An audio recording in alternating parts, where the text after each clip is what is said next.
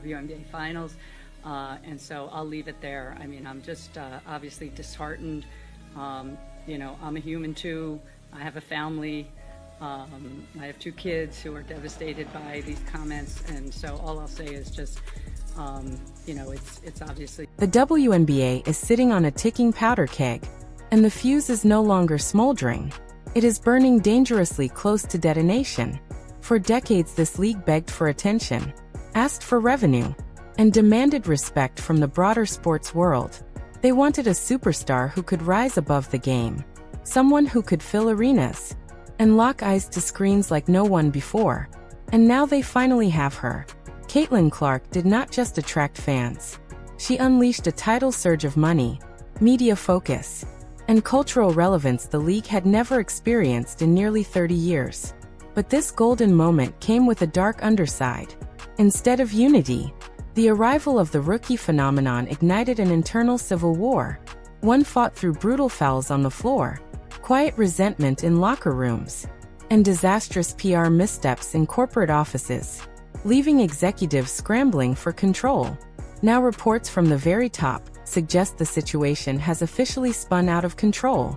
This is no longer about a few hard plays or ugly tweets. This is about a billion-dollar asset being mishandled so badly that leadership fears she could walk away, or that the damage becomes permanent. Insiders claim Commissioner Kathy Engelbert has been forced into emergency meetings, rushing to recover after a series of disastrous interviews and public clashes with the Players Association.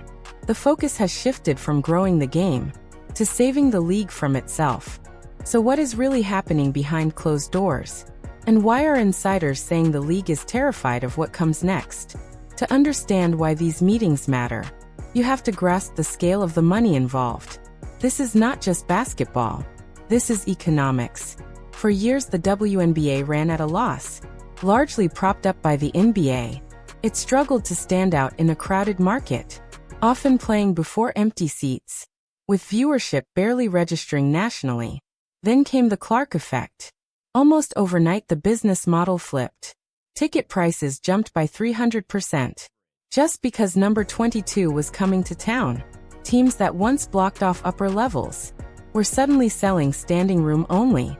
Charter flights, once an impossible demand, became an immediate necessity due to crowds and security risks. The league value did not rise. It exploded. But this cash flood created a volatile imbalance. A media rights deal worth over $2 billion was finalized, a number that would have sounded absurd 3 years ago. Everyone involved knows this valuation hinges on one player. Remove Caitlin Clark, and viewership does not dip. It collapses back to pre-2024 levels. This leverage imbalance caught the league unprepared. They need her on the court. They need her smiling for cameras. And they need her breaking records to justify the checks being written by Disney, Amazon, and NBC. But depending so heavily on one person creates a hostage scenario. If she feels targeted, unsupported, or unprotected, the entire structure could fall apart. The emergency meeting was not about rule changes. It was a risk analysis.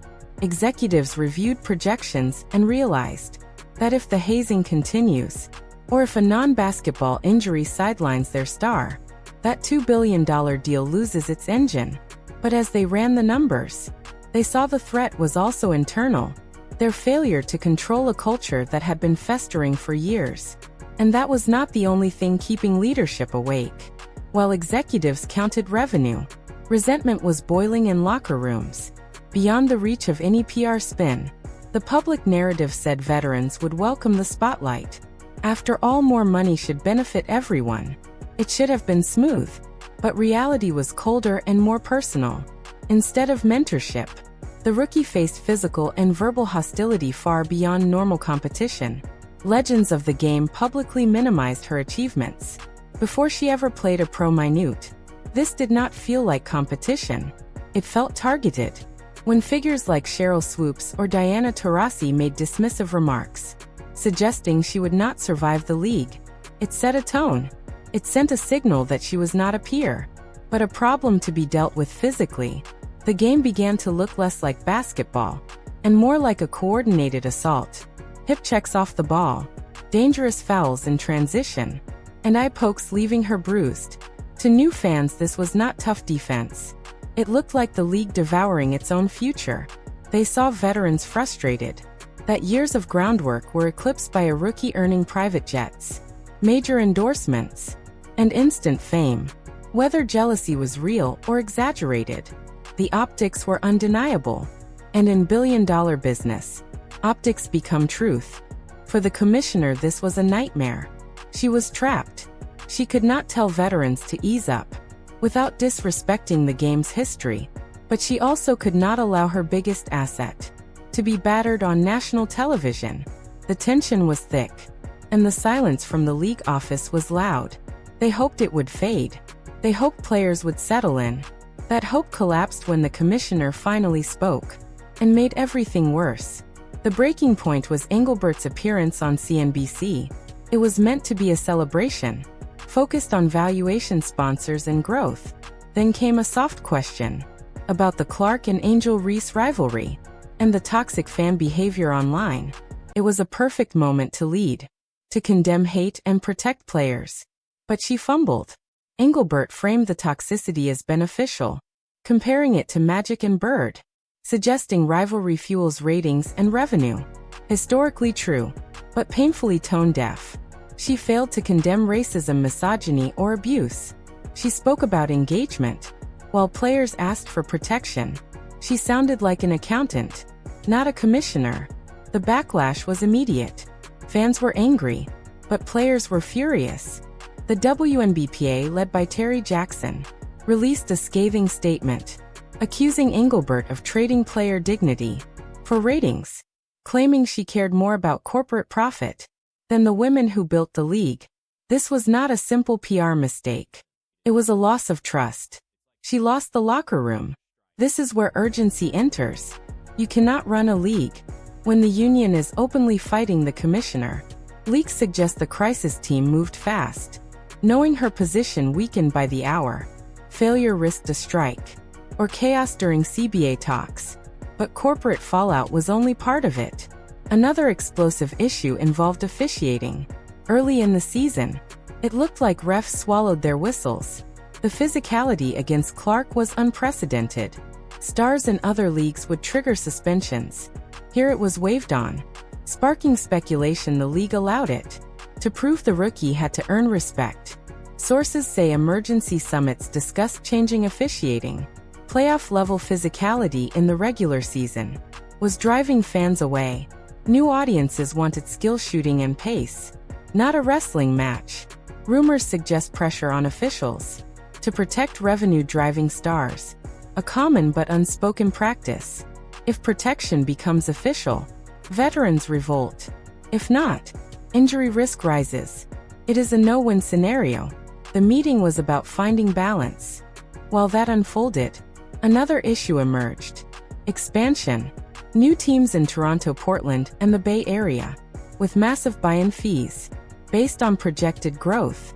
But behind closed doors, one fear dominated. What if the bubble pops? Investors are betting the Clark boom lasts. But if toxicity defines the league, sponsors could hesitate. Brands want empowerment, not chaos. Ownership groups are pressuring leadership to stabilize the product.